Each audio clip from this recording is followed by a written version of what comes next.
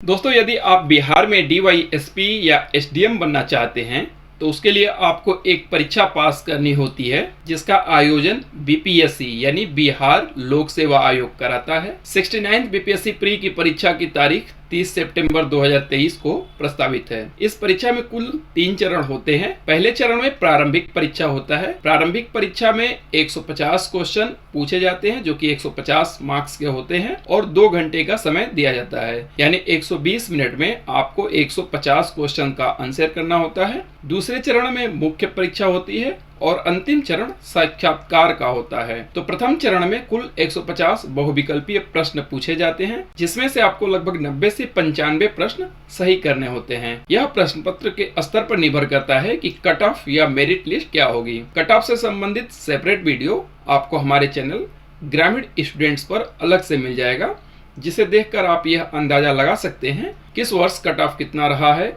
और आगे आने वाले प्रीलिम्स एग्जाम में कट ऑफ क्या हो सकता है। 68वीं बीपीएससी प्री एग्जाम 12 फरवरी 2023 को आयोजित हुआ था और उसका परिणाम भी घोषित हो चुका है और मुख्य परीक्षा भी कराई जा चुकी है। 68वीं बीपीएससी परीक्षा में पहली बार निगेटिव मार्किंग को भी लागू किया गया था प्रारंभिक परीक्षा में और विकल्पों में भी परिवर्तन किए गए थे, यानी 68वीं बीपीएससी की परीक्षा एक चेंज पैटर्न पे हुआ था। ध्यान रखिएगा कि बीपीएससी के प्रीलिम्स की परीक्षा में 4 विकल्पों की जगह 5 विकल्प होते हैं जो इसे अन्य परीक्षा से कठिन बना देते हैं। जब आप प्रारंभिक परीक्षा पास कर लेते हैं तब आपको मुख्य परीक्षा में भाग लेने का अवसर मिलता है। ध्यान रखिएगा कि प्रारंभिक परीक्षा सिर्फ क्वालिफाइंग नेचर का है, यानी इसे पास करके आप मुख्य परीक्षा में भाग लेने योग्य बनते हैं। अंतिम परिणाम में इस परीक्षा के मार्क्स से कोई फर्क नहीं पड़ता क्योंकि अंतिम मेरिट लिस्ट बनाते समय सिर्फ मुख्य परीक्षा और साक्षात्कार का अंक जोड़ा जाता है।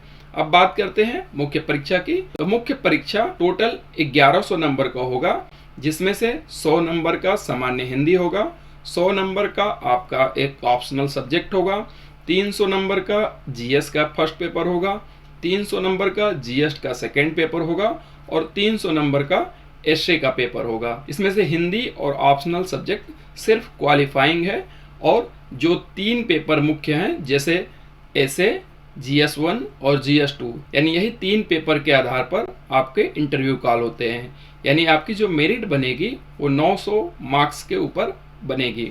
इंटरव्यू की अगर बात करें तो इंटरव्यू की मैक्सिमम मार्क्स 120 है। तो जो फाइनल सिलेक्शन होगा वो मुख्य परीक्षा और इंटरव्यू को मिलाकर होगा। तो टोटल आपके 1020 नंबर पे आपकी मेरिट तैयार की जाएगी और उसमें जो आपके रैंक हो गए उसी के हिसाब से आपको पोस्ट अलॉट किया जाएगा। तो ये बिहार पीसीएस परीक्षा से संबंधित एक छोटी सी इंफॉर्मेशन थी।